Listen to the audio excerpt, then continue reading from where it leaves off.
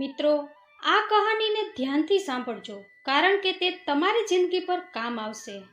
એક વખત ભગવાન વિષ્ણુ અને માતા લક્ષ્મી પૃથ્વી ઉપર ફરી રહ્યા હતા. ત્યારે તેણે પૃથ્વી ઉપર એક ઘરમાં એક પરિવાર ખૂબ જ સુખ શાંતિથી રહેતો હતો તેવું જોયું. એને જોઈને એવું લાગતું હતું કે તેને કોઈ દુઃખ નથી. બધા એકબીજા સાથે સુખી દેખાઈ રહ્યા હતા. થોડેક આગળ જતા માતા લક્ષ્મીએ જોયું કે એક દીકરો તેના માતા પિતા સાથે ઝઘડો કરી રહ્યો હતો. તે બધાની વચ્ચે ખૂબ જ ઝઘડો થઈ રહ્યો હોય એવું લાગતું હતું. તેને જોઈને લાગતું હતું કે તેણે ક્યારેય સુખ શાંતિ જોયા જ નથી. ત્યારે માતા લક્ષ્મી ભગવાન વિષ્ણુને પૂછે છે કે હે પ્રભુ, આ હું શું જોઈ રહી છું? ક્યાંક લોકો એકબીજા સાથે સુખેથી રહી રહ્યા છે તો ક્યાંક એકબીજાથી જીવ લેવા માટે તૈયાર થઈ ગયા છે. આ બધું શું છે? ત્યારે ભગવાન વિષ્ણુ કહે છે કે હે પ્રિય, તે ખૂબ જ સરસ પ્રશ્ન પૂછ્યો છે. આની સાથે જોડાયેલી એક ખૂબ જ સરસ અને કલ્યાણકારી કહાની હું તને સંભળાવું. ખૂબ જ મહત્વની કહાની છે. જે કોઈ મનુષ્ય આ કહાનીને ધ્યાનપૂર્વક સાંભળશે અને સમજશે, તેને ક્યારેય પણ જીવનમાં દુઃખનો સામનો નહીં કરવો પડે. તેનો બધી જ જગ્યાએ વિજય થશે. તેના ઘર પરિવારને કોઈ પણ દુઃખનો સામનો નહીં કરવો પડે. બધા પ્રેમથી રહેશે. અને જે ઘરોમાં વડીલોની સેવા અને સત્કાર થતો હશે તેવા ઘરમાં આપણે બંને રહીએ છીએ અને કાયમ માટે રહીશું.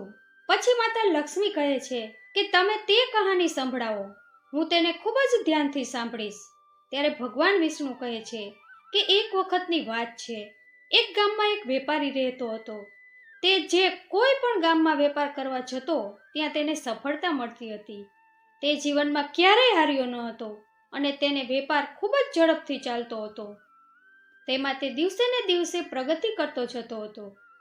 તેના પિતાજીએ તેને 4 બાબતો બતાવી હતી. તેનું તે નિયમિત પાલન કરતો હતો. તે જ વાતોનું અનુકરણ કરતો હતો. તેથી જ તો તેનું જીવન ખૂબ જ સુખમય હતું. આવું કરતા કરતા ઘણા વર્ષો વીતી ગયા. હવે તે ધનવાન શેઠ ખૂબ જ વૃદ્ધ થઈ ગયો હતો. હવે તેને એવું લાગતું હતું કે તેનું મૃત્યુ નજીક આવી રહ્યું છે, કારણ કે તે ખૂબ જ બીમાર રહેતો હતો. તેને થયું કે મારું મૃત્યુ ગમે ત્યારે થઈ શકશે. તે જાણતો હતો કે તેનો દીકરો ખૂબ જ ભોળો છે. તે અણસમજુ છે અને તેને દુનિયાદારીની કોઈ જ સમજ નથી. તેથી તેણે પોતાના દીકરાને પાસે બોલાવ્યો. ત્યારે તે શેઠે તેના દીકરાને કહ્યું, બેટા, મેં મારા પિતાજી પાસેથી આ 4 બાબતો શીખી છે, જે મેં મારા જીવનમાં ઉતારી હતી. તેના કારણે જ આજે હું મારા જીવનમાં સફળ છું. તેથી હું મારું જીવન સુખમયપૂર્વક જીવું છું. તેના કારણે જ હું આટલો સંતોષી છું. એટલું જ નહીં કે હું ધનવાન છું, પણ અત્યાર સુધી મને ક્યારેય કોઈ બીમારી થઈ નથી અને ક્યારેય ધનની કમી થઈ નથી. તું પણ જોવે છે કે આથી જ તો હું આ નગરનો સર્વશ્રેષ્ઠ વેપારી છું. હું આટલા ધનમાં ખૂબ જ ખુશ છું, પણ મારી ઈચ્છા છે કે તું પણ મારા કરતાં વધારે આગળ નીકળ. તું નામ કમા, ખૂબ ધન કમા, લોકો તને ઓળખે, કારણ કે અમારો સમય કંઈક જુદો હતો અને આવનાર સમય પણ કંઈક જુદો હશે. તે ધનવાન શેઠે પોતાના દીકરાને બાજુમાં બેસાડ્યો અને કહેવા લાગ્યો કે હે બેટા, આજે હું તને એ 4 મહત્વપૂર્ણ બાબતો બતાવવા જઈ રહ્યો છું, જે મને મારા પિતાજીએ બતાવી હતી. તેના કારણે જ હું આટલો સફળ છું. જો તું પણ આ 4 બાબતોનો અમલ કરીશ, તેનું અનુસરણ કરીશ, તારા જીવનમાં ઉતારી લઈશ, તો તું પણ ખૂબ જ ધનવાન થઈશ અને સફળ પણ થઈશ. તારું જીવન ખૂબ જ સુખમય વિતાવીશ. આટલું જ નહીં, તારા ઘર પરિવારમાં હંમેશા સુખ શાંતિ રહેશે, તેમજ તારા વેપારમાં ક્યારેય કોઈ મુશ્કેલી નહીં આવે. આટલું કહીને ધનવાન શેઠ પોતાના દીકરાને 4 બાબતો બતાવવાનું શરૂ કરે છે. તે કહે છે કે બેટા, પહેલી બાબત એ છે કે કામ ઉપર છાયામાં જવું અને છાયામાં આવવું. બીજી બાબત, તારા ઘરની આજુબાજુ ચામડાની દિવાલ બનાવવી. ત્રીજી બાબત કે ખાવામાં હંમેશા મીઠાઈ ખાવી. તેમજ ચોથી બાબત કે તારે તારી પત્નીને હંમેશા બાંધીને રાખવી.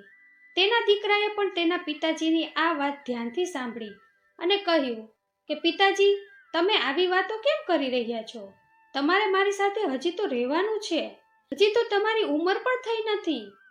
ત્યારે તેના પિતાજી કહે છે કે બેટા, સમયનો કોઈ ભરોસો નથી. જેનો જન્મ થયો છે તેનું મૃત્યુ નક્કી છે, કારણ કે કોઈ ને કોઈ દિવસ તો મારે જવાનું જ છે. તેથી જ તો તને આ બધી બાબત બતાવું છું, જેથી તું તારી જિંદગીમાં ક્યારેય પણ એકલો ન રહે અને જીવનમાં ખૂબ જ સફળતા પ્રાપ્ત કરી શકે. કારણ કે એક પિતા એવું જ ઈચ્છતા હોય છે કે તેનો દીકરો તેના કરતાં ખૂબ સફળતા પ્રાપ્ત કરે અને આગળ વધે. આટલું કહીને હવે તે ધનવાન શેઠ ચિંતા મુક્ત થઈ ગયો હતો. તે જાણતો હતો કે તેનો દીકરો ખૂબ જ ભોળો છે. તે તેના પિતાની વાત જરૂર સાંભળશે. આ ચારે ચાર બાબતો પોતાના જીવનમાં ઉતારશે અને તેનું અનુસરણ પણ કરશે. જોત જોતામાં ઘણા દિવસો વીતી ગયા. એક દિવસ શેઠ ખૂબ જ બીમાર થઈ ગયો. બીમારીના કારણે તે ધનવાન શેઠ એક દિવસ મૃત્યુ પામે છે. તેના મૃત્યુ પછી તેના દીકરાએ પોતાના પિતાની એ ચાર વાતો એક કાગળમાં લખી લીધી, જેથી તે ભૂલી ન જાય, અને તે જ વાતોને પોતાના જીવનમાં ઉતારવા લાગ્યો, તેમજ જીવનમાં અનુસરણ પણ કરવા લાગ્યો. તેમાંથી સૌથી પહેલી વાત જે તેના પિતાએ કરી હતી કે છાયામાં જવું અને છાયામાં આવવું. તેથી જ તો તેના દીકરાએ ઘરથી દુકાન સુધી આખા રસ્તા ઉપર ટેન્ટ લગાવી દીધો, કારણ કે તેની પાસે પૈસા તો ઘણા હતા અને તેને રોકવાવાળું કોઈ નહોતું. જ્યારે કોઈ તેને પૂછે કે આવું કેમ કર્યું, ત્યારે તેના જવાબમાં બસ એટલું જ કહેતો કે મારા પિતાજીએ આવું કરવાનું કીધું હતું, આ મારા પિતાજીની ઈચ્છા હતી. ત્યારબાદ તેણે તેના પિતાજીની બીજી વાતનું અનુસરણ કર્યું અને પોતાના ઘરની ચારે બાજુ ચામડાની દિવાલ બનાવી દીધી. તેના કારણે આજુબાજુના લોકો ખૂબ હેરાન થતા હતા અને તેની સાથે ઝઘડો કરવા પણ આવી ગયા.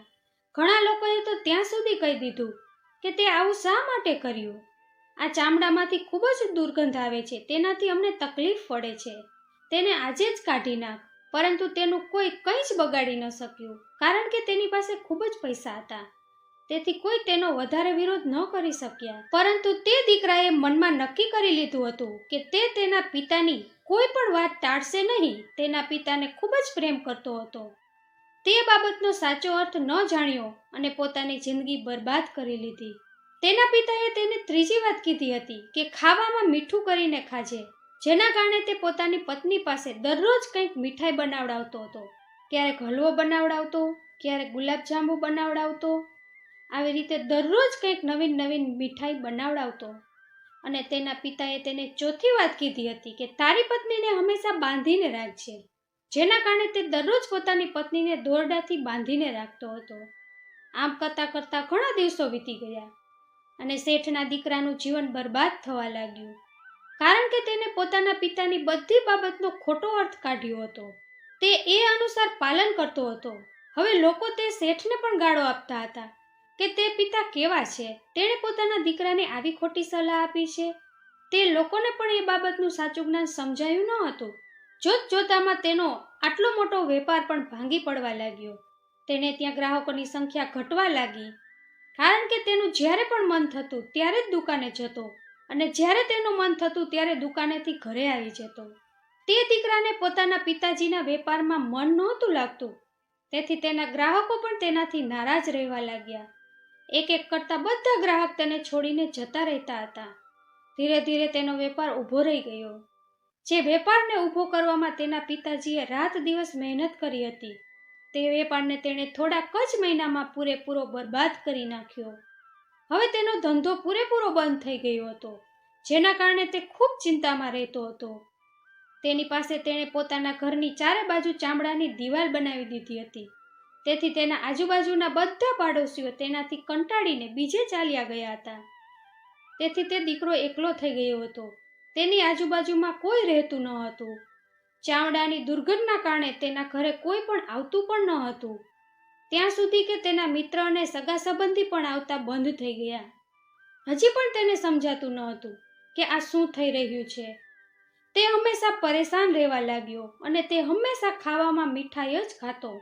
તેના કારણે તે ખૂબ જ જાડો થઈ ગયો હતો. તેથી તેના શરીરમાં ઘણી બીમારીઓએ ઘર કરી લીધું હતું અને તે બીમાર રહેવા લાગ્યો. તેથી તેના ઘરે ડોક્ટરો આવવા લાગ્યા. તેમાં તેના પૈસા ખૂબ ખર્ચાવા લાગ્યા અને પૈસા બરબાદ થવા લાગ્યા. તેમજ તેણે પોતાના પિતાની ચોથી વાત માની હતી કે પોતાની પત્નીને બાંધીને રાખવી, જેના કારણે તેની પત્ની તેનાથી ખૂબ દુઃખી હતી. તેથી તે પોતાના પિયર ચાલી ગઈ. તેણે પોતાની પત્નીને મનાવવાની ઘણી કોશિશ કરી, ઘણી રીતે સમજાવી, પણ તે ન માની. આમ તો કોઈ સ્ત્રી તેના પતિ સાથે આવી રીતે કેમ રહી શકે, જે કોઈ કારણ વિના તેને બાંધીને રાખતા હોય. જોત જોતામાં તે શેઠના દીકરાનું આખું જીવન બરબાદ થઈ ગયું હતું. હવે તેની પાસે ન તો વેપાર વધ્યો હતો, ન તો પત્ની રહી હતી, ન તો ધન રહ્યું હતું, ન તો તે સંબંધીઓ જે પૈસાના કારણે તેની આજુબાજુમાં ફરતા હતા. બીજું કે તેનું સ્વાસ્થ્ય પણ સારું નહોતું રહેતું. તેના કારણે તે ખૂબ જ ચિંતા કરતો હતો. હવે તેનું મન ક્યાંય લાગતું ન હતું અને તે મનમાં ને મનમાં પિતાજીને કહેતો હતો કે પિતાજી, તમે તો મારું આખું જીવન બરબાદ કરી નાખ્યું. તે 4 બાબતોના કારણે જ આ બધું મારાથી દૂર જતું રહ્યું. ન તો મારી પાસે વેપાર રહ્યો, ન તો ધંધો રહ્યો, ન તો પત્ની રહી, ન તો સગા સંબંધીઓ રહ્યા, અને ત્યાં સુધી કે મારા સ્વાસ્થ્યએ પણ મારો સાથ છોડી દીધો છે. તમારા કારણે જ મારું આખું જીવન બરબાદ થઈ ગયું છે. જો મેં તમારી એ 4 વાતો ન માની હોત અને તેને જીવનમાં ન ઉતારી હોત તો આજે હું સુખમય જીવન જીવતો હોત. છેલ્લે આ 4 બાબતો માનીને મને શું મળ્યું? હું એક આજ્ઞાકારી દીકરો બનીને તમારી બધી વાતોને માનતો ગયો, તેનું અનુસરણ કર્યું, પણ હું જ મૂર્ખ હતો કે તમારી આ બધી બાબતોને માની અને આંખ બંધ કરીને તેના ઉપર વિશ્વાસ મૂક્યો. આટલું બોલીને તે જોર જોરથી રોવા લાગ્યો. તે કહેવા લાગ્યો કે મારા પિતાજીએ કોઈ બદલો લેવા માટે જ આવું કર્યું હશે. હું ક્યારેય મારા પિતાજીને માફ નહીં કરું. ત્યારે તેને એક દિવસ ખબર પડી કે તેના બાજુના ગામમાં એક સાધુ આવ્યા છે. તે સાધુ કોઈ પણ સમસ્યાનું સમાધાન બતાવે છે. ભલે પછી ગમે તેવી સમસ્યા હોય તેનું નિવારણ અવશ્ય કરે છે. તે સાંભળીને તેણે વિચાર્યું, ચાલો એકવાર જઈને મળી આવું કે મારી પણ સમસ્યાનું સમાધાન મળી જાય. આવું વિચારીને તે પહેલા સાધુ પાસે પહોંચી ગયો અને જઈને તરત તેના પગમાં પડી ગયો. જોર જોરથી રોવા લાગ્યો અને કહેવા લાગ્યો કે હે ગુરુજી, હવે તમે જ મને બચાવી શકશો, કારણ કે મારા પિતાજીએ મારું આખું જીવન બરબાદ કરી નાખ્યું છે. આજે મારી જેવી સ્થિતિ છે તે મારા પિતાજીના કારણે જ છે. તેણે જેવું કહ્યું હતું તેવું જ હું કરતો ગયો. અને હા, મારા પિતાજીએ મરતા પહેલા મને ખોટી સલાહ આપી અને ખોટી વાતો શીખવી, જેનું પરિણામ આજે મારે ભોગવવું પડે છે. ખબર નહીં કે તેણે મારી સાથે આવું કેમ કર્યું. તેની બધી વાત મેં મારા જીવનમાં ઉતારી અને તેનું અનુકરણ કર્યું, તો આજે મારી આવી સ્થિતિ થઈ ગઈ છે. મારો ઘર પરિવાર, મારા લગ્ન બધું જ બરબાદ થઈ ગયું છે. હું અત્યાર સુધી એ ન સમજી શક્યો કે મારા પિતાજીએ મારી સાથે આવું કેમ કર્યું. મેં તેની સાથે શું ખોટું કર્યું હતું. આટલું બોલીને તે સાધુની સામે જોર જોરથી ફરીથી રોવા લાગ્યો. ત્યારે તે સાધુ મહારાજે શેઠના દીકરાને કહ્યું કે બેટા, પહેલા શાંત થઈ જા. પહેલા મને તારી બધી વાત બતાવ કે તારી સાથે શું થયું છે. તું આવી રીતે કેમ રોવે છે? તારી આ પરેશાનીનું શું કારણ છે? સાધુનું આટલું પૂછ્યા પછી તે શેઠના દીકરાએ જે કાગળમાં લખ્યું હતું તે તેને આપી દીધું, જે તેણે પોતાના પિતાના મૃત્યુ પછી લખ્યું હતું. તેમાં તેના પિતાની 4 બાબતો લખેલી હતી. સાધુ મહારાજે તે કાગળ હાથમાં લીધો અને વાંચવા લાગ્યા. જેવું તેણે વાંચ્યું તો તરત તે સાધુ મહારાજ જોર જોરથી હસવા લાગ્યા અને તે શેઠના દીકરાને કહેવા લાગ્યા, જો તે આ 4 બાબતો જીવનમાં અપનાવી હોય તો તું ક્યારેય અસફળ ન થઈ શકે. પહેલા મને એ બતાવ કે શું શું કર્યું તે.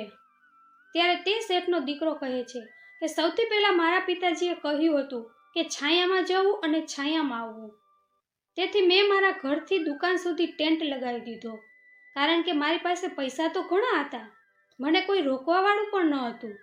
જો કોઈ પૂછે કે તે આવું કેમ કર્યું તો હું કહેતો મારા પિતાજીની ઈચ્છા હતી.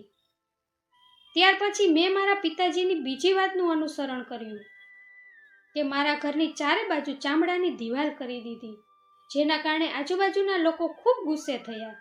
તે લોકો મારી સાથે ઝઘડો કરવા પણ આવ્યા.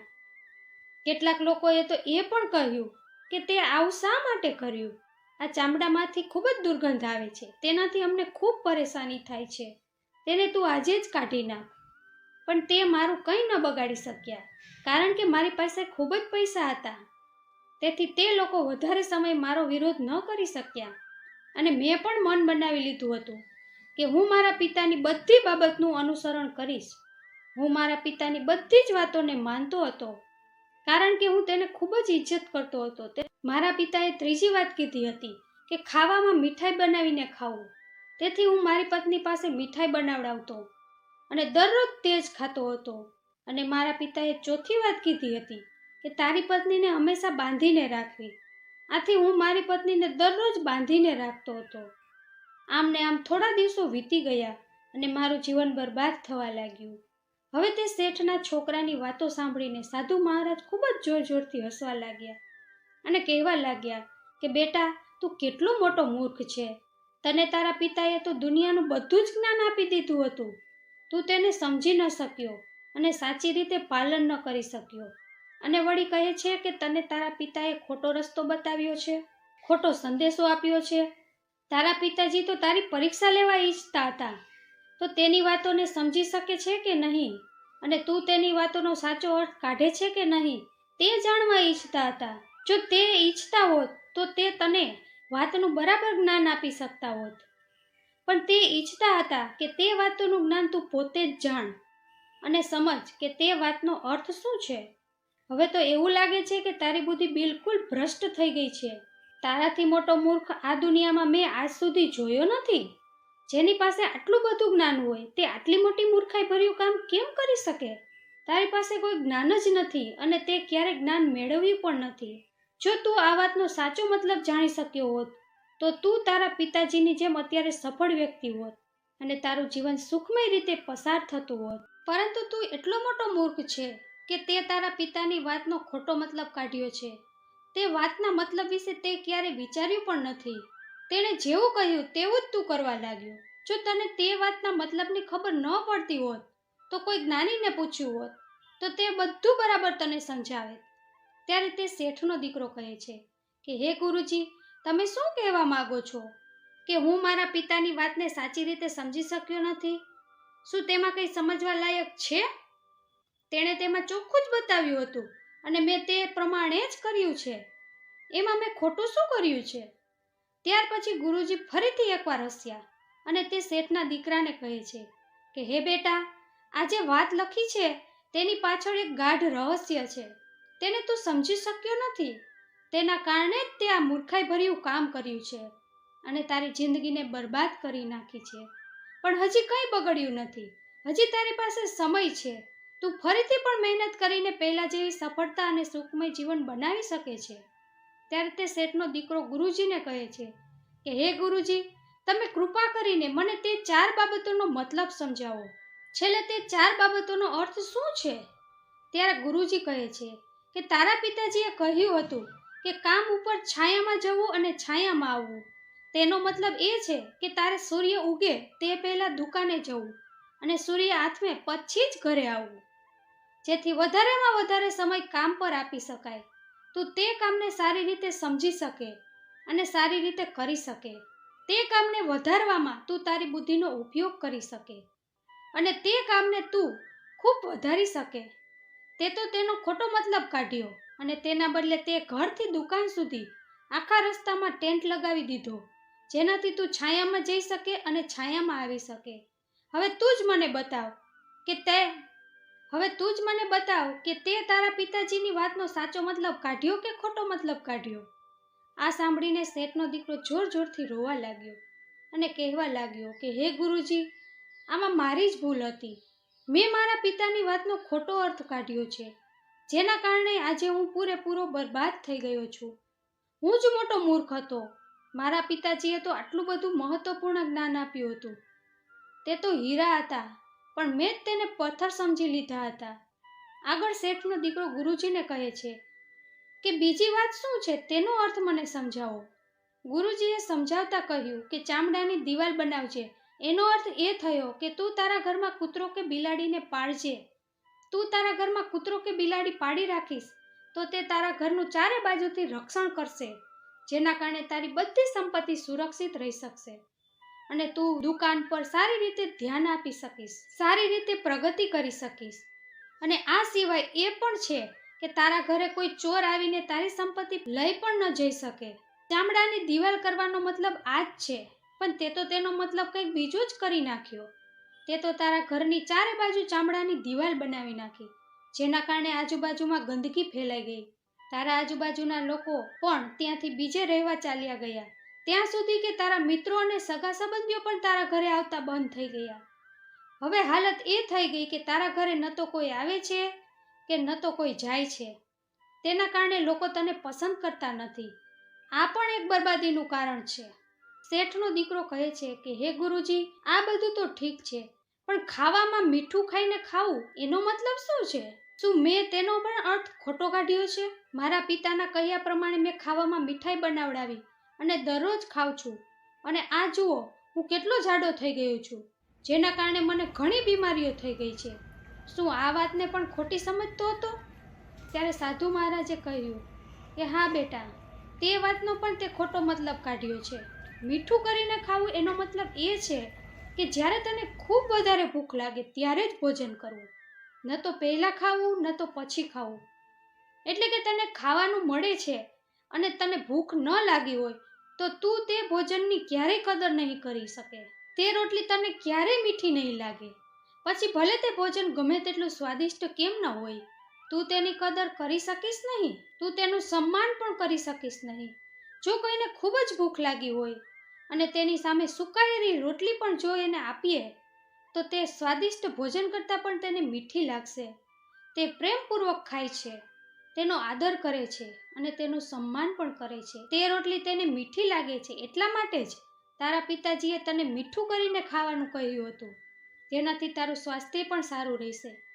જ્યારે વ્યક્તિને ભૂખ લાગે છે ત્યારે જ જો તે ભોજન કરે તો તેને તે ભોજન અમૃત સમાન લાગે છે. એવી જ રીતે જો વ્યક્તિને ભૂખ ન લાગી હોય અને તે સમયે ભોજન કરે તો તેના માટે તે ભોજન ઝેર સમાન છે. તે ભોજન તેને ખૂબ જ નુકસાન પહોંચાડી શકે છે. પરંતુ તે તો તેનો પણ ખોટો મતલબ કાઢ્યો છે કે તું દરરોજ મીઠાઈ ખાવા લાગ્યો, તેના કારણે તારું શરીર વધવા લાગ્યું, તેથી તને ઘણા રોગો થવા લાગ્યા અને તું બીમાર રહેવા લાગ્યો, જેથી તારે દવાખાનાનો ખર્ચ પણ વધી ગયો. તે તને મૃત્યુની નજીક લઈ જઈ રહ્યો હતો.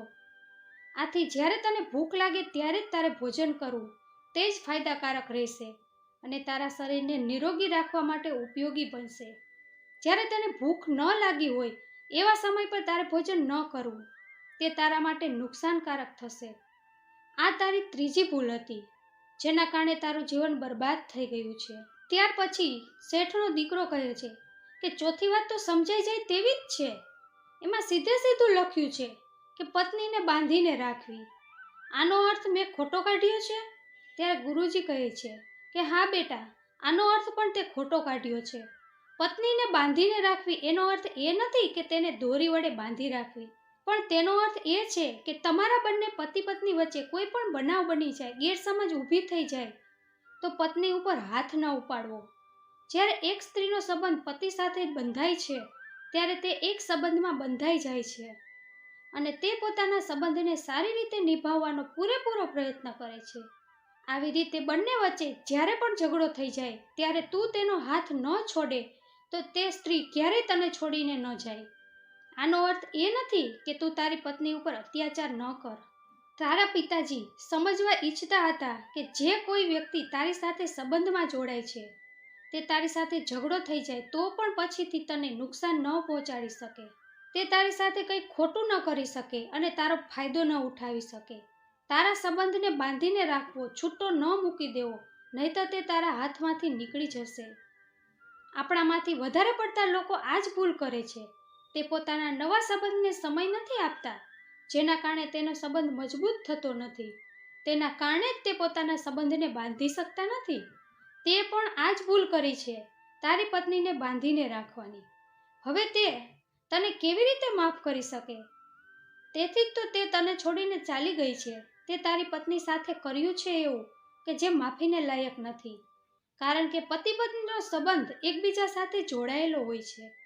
પતિએ પત્નીની વાત સમજવી જોઈએ અને પત્નીએ પતિની વાત સમજવી જોઈએ. બંનેએ સાથે ચાલવું જોઈએ. જો એકની ભૂલ હોય તો બીજાએ તેને રોકવો જોઈએ અને સમજાવવો જોઈએ, તેમજ સાચા રસ્તે વાળવા જોઈએ. તારે તારી પત્નીની માફી માંગવી જોઈએ. અત્યારે જઈને તેની પાસે માફી માંગ અને તેને ઘરે પાછી લઈ આવો. આ 4 વાતો હતી જે તારા પિતાએ તને સમજાવવાની કોશિશ કરી હતી, પણ તે તેનો ખોટો અર્થ કાઢ્યો. તેના કારણે જ તું બરબાદ થઈ ગયો છું. પણ હજી તારી પાસે સમય છે. તે 4 બાબતોનો ઉપયોગ કરીને, તેનું અનુકરણ કરીને, ફરીથી મહેનત કરી સફળતા મેળવી શકે છે. તો તું તારા જીવનમાં ફરીથી તે બધું જ પ્રાપ્ત કરી શકે છે જે પહેલાં ખોઈ નાખ્યું હતું. આ બધી જ બાબતો આપણા જીવનની બધી જ સમસ્યાનું સમાધાન છે. તું તેને ગમે તે રીતે જોઈ શકે છે. જો તારે સફળતા મેળવવી છે તો સૂર્ય ઉગે તે પહેલા પોતાના ઘરેથી નીકળી જવું અને હંમેશા સૂર્ય આથમી જાય પછી જ ઘરે આવવું. તારી ધન દોલતને કોઈ ન લઈ જઈ શકે તેમજ તારા સંબંધને પણ આવી રીતે મજબૂત બનાવવો જેથી તે સંબંધ તને નુકસાન ન પહોંચાડે અને તને તકલીફ ન આપી શકે, તારો ફાયદો ન ઉઠાવી શકે. જીવનમાં હંમેશા સારું અને સાત્વિક ભોજન કરવું જેથી તને જે સ્વાસ્થ્ય મળ્યું છે તેમાં તું સારી રીતે જીવી શકે. તેમજ સંબંધનું મહત્વ જીવનમાં ખૂબ જ મહત્વનું છે. સંભાળીને રાખવો એક કળા છે. શેઠના દીકરાએ કહ્યું કે મારા આજુબાજુના લોકો અને મારી પત્નીએ મને ખોટે રસ્તે જતા ઘણીવાર રોકવાની કોશિશ કરી, પણ હું તેનું માન્યો નહીં, કારણ કે હું એવું વિચારતો હતો કે આ લોકો મારા પિતાજીની ઈર્ષા કરે છે, તેથી મને ખોટા રસ્તે વાળવા માંગે છે. પરંતુ તે લોકો તો ખોટા ન હતા, પણ મેં જ મારા પિતાની વાતોનો ખોટો અર્થ કાઢ્યો હતો અને ખૂબ જ મોટું પાપ કર્યું છે. પછી શેઠના દીકરાની વાત સાંભળીને ગુરુજી કહે છે કે સાચું છે કે સંબંધને સાચી રીતે ન નિભાવવામાં આવે તો તે આપણાથી દૂર ચાલ્યા જાય છે. આવી જ રીતે ઘરમાં પાલતુ પ્રાણીઓને રાખવા ફાયદાકારક છે. તે આપણને સુખ અને સાથી પ્રદાન કરે છે. એ ધારણા છે કે પાલતુ પશુઓને રાખવાથી ધન સુરક્ષિત રહે છે. જીવનમાં સફળતા અને સમૃદ્ધિ પ્રાપ્ત કરવા માટે પરિશ્રમ, કઠોર તપ, અનુશાસન અને સકારાત્મક દ્રષ્ટિકોણ જરૂરી છે. આ ગુણ આપણને ઉન્નતિની તરફ લઈ જાય છે. જીવનમાં જે વસ્તુ આપણાથી છૂટી ગઈ છે અને નવી વસ્તુ ગ્રહણ કરવી છે તો આપણે આપણી આસપાસ સકારાત્મક વાતાવરણ ઊભું કરવું પડશે. આ પરિવર્તનના કારણે જ આપણે સુખમય અને આનંદમય જીવનની તરફ આગળ વધી શકશું. તેનાથી તમે ગુમાવેલું ફરીથી પ્રાપ્ત કરી શકશો અને એવું પણ હોઈ શકે કે તેનાથી પણ વધારે આગળ વધી શકો છો. આટલું કહીને સાધુ મહારાજ શાંત થઈ જાય છે. બીજી બાજુ તે શેઠનો દીકરો પણ પોતાની બધી ભૂલોને સમજી ગયો હતો. તેણે તે ગુરુને પ્રણામ કર્યા અને પોતાના ઘરે પાછો આવી ગયો. તેણે તે ચારે ચાર બાબતોનું અનુસરણ કર્યું અને પોતાના જીવનમાં ઉતાર્યા. હવે તે ઘરે આવીને પોતાના પિતાની ચારેય વાતોને બરાબર અર્થ સમજી ગયો હતો અને પોતાનો વેપાર ફરીથી શરૂ કર્યો. ચામડાની દિવાલ પણ ત્યાંથી કાઢી નાખી. બધું જ સાધુએ કહ્યું તે પ્રમાણે જ કર્યું. તે ફરીથી પોતાના ધંધાને ઊભો કરવામાં સફળ થયો અને પોતાની પત્નીને ઘરે લઈ આવવામાં પણ સફળતા મળી. જોતજોતામાં તેનું જીવન સુખમય અને આનંદમય બનવા લાગ્યું હતું. હવે ભગવાન વિષ્ણુ માતા લક્ષ્મીને કહે છે કે હે પ્રિય, આ સંસારમાં એવી કોઈ પણ સમસ્યા નથી કે જેનું સમાધાન ન હોય. દરેક સમસ્યાનું સમાધાન છે. તેના માટે કોઈને કોઈ રસ્તો જરૂર છે, પણ તમારે તેને શોધવો પડે છે. સંસારનો એક એ પણ નિયમ છે કે જે બીજાને રોવડાવે છે તેને એક દિવસ રોવું જ પડે છે. જો વહેંચવું જ છે તો ખુશીને વહેંચો. આંસુ તો બધા પાસે છે. જિંદગી બે બાજુથી જીવવી જોઈએ. એક કે જે તેની પાસે છે તેનો સ્વીકાર કરતા શીખવું અને બીજું કે તેને પ્રાપ્ત કરવું. જમીન અને કિસ્મત એક સરખી જ હોય છે. જેવું તમે વાવશો તેવું જ ઉગશે. જેવી રીતે દિવસ આથમે છે તેવી રીતે જ જિંદગી પણ ધીરે ધીરે આથમતી જાય છે. તો દરેક દિવસ ખુશ થઈને જીવો. માફી માંગવાવાળા હંમેશા ખોટા નથી હોતા, કારણ કે ઘણા લોકો સંબંધને બચાવવા માટે જ નમી જાય છે. જ્યારે સંબંધમાં જીદ અને મુકાબલો આવી જાય તો તે જ જીતી જાય છે. ફક્ત સંબંધ જ હારે છે. સફાઈ ત્યાં આપવી જોઈએ જ્યાં તેને સમજવાવાળા અને એક ખુલ્લું મગજ હોય. જો કોઈએ તમને ખોટા જ માની લીધા છે તો તેને સમજાવવા તે તમારે તમારી નજરમાં નમવા જેવું છે. અહીં સારું કે ખરાબ જીવન નથી મળતું. અહીં એક જ જીવન આપવામાં આવે છે. તેને સારું કે ખરાબ બનાવવું તે આપણા હાથમાં છે. જીવન એ નથી જે આપણને મળ્યું છે. જીવન તો તે છે જેને આપણે બનાવીએ છીએ. ધર્મની સૌથી સરળ વ્યાખ્યા શું છે? બસ કોઈને આપણા કારણે દુઃખ ન પહોંચે, આ જ ધર્મ છે. આ દુનિયાની સૌથી વજનદાર ચીજ છે મતલબ. આ નીકળતા જ મોટા મોટા સંબંધ હળવા પડી જાય છે. તે ક્યારેય ન જુઓ શું કરવામાં આવ્યું છે, હંમેશા એ જુઓ કે શું કરવાનું બાકી છે. જાણો છો દુનિયાની સૌથી મજબૂત વસ્તુ કઈ છે? એક શાંત વ્યક્તિનું મન. સુખનો અર્થ છે જે છે તેનો આનંદ લેવો અને દુઃખનો અર્થ છે મને વધારે જોઈએ છીએ. જેની પાસે તમે મોટેથી હસી શકો છો, તેની સાથે આખો દિવસ રહી શકો છો, પરંતુ જેની સાથે તમે મોટેથી રડી પણ શકતા નથી, તેની સાથે તમે આખી જિંદગી વિતાવી શકશો નહીં. જો શક્ય હોય તો કોઈની ઈર્ષા કરવી નહીં. ઉપરવાળા જેને આપે છે તેને પોતાના ખજાનામાંથી આપે છે, તમારામાંથી જૂટવીને આપતા નથી. જાણ્યું છે કે અરીસાની કિંમત હીરાથી ઓછી છે, પરંતુ હીરાને પહેર્યા પછી તો શોધે છે બધા અરીસાને જ. બધી જ વસ્તુનું પોતાનું મહત્વ હોય છે. એવી વ્યક્તિને સંભાળીને રાખો જેને આપણને આ 3 વસ્તુ આપી હોય: સાથ, સમય અને સમર્પણ. ખોટા માણસો બધાની જિંદગીમાં આવે છે, પરંતુ તે લોકો જ સાચી શીખ આપીને જાય છે. કોઈ મારું ખરાબ કરે તે કામ તેનું, હું કોઈનું ખરાબ ન કરું તે ધર્મ મારો. જિંદગીમાં એક વાત હંમેશા યાદ રાખો: જે વસ્તુ આપણે કમાઈ શકીએ તે બીજા પાસે માંગવાનું બંધ કરો. આપણે આપણું ભવિષ્ય બદલી શકતા નથી, પરંતુ આપણે આપણી આદત બદલી શકીએ છીએ, કારણ કે બદલાયેલી આદત જ આપણું ભવિષ્ય બદલી નાખશે. સમય રોકાયા વિના ચાલ્યો જાય છે. જ્યારે આપણે ભૂલો કરીએ છીએ ત્યારે સમયને બદલી શકતા નથી, અને સમયને બદલીને ફરીથી કોશિશ કરી શકતા નથી. આપણે તો ફક્ત વર્તમાન સમયનો સારામાં સારો ઉપયોગ કરી શકીએ છીએ. ભૂતકાળ તો પહેલાથી જ ચાલ્યો ગયો છે, ભવિષ્ય તો હજી આવ્યો જ નથી. જે છે તે આપણી વર્તમાન ક્ષણ જ છે. દરેક ક્ષણ ખુશીથી જીવીએ, બધાનું ધ્યાન રાખીએ, પણ આપણું પણ ધ્યાન રાખીએ. હંમેશા હસતા રહીએ, ક્યારેક આપણા માટે તો ક્યારેક આપણા પરિવાર માટે. મિત્રો, તો આજનો વિડીયો તમને જરૂર ગમ્યો હશે તો કોમેન્ટમાં જય શ્રી કૃષ્ણ જરૂર લખજો. તેમજ મારો આ વિડીયો પૂરેપૂરો જોવા માટે તમારો ખૂબ ખૂબ આભાર. ફરીથી મળીશું મિત્રો આવા જ વિડીયો સાથે. ત્યાં સુધી તમારું ધ્યાન રાખજો, હસતા રહેજો અને હંમેશા ખુશ રહેજો. Thank you.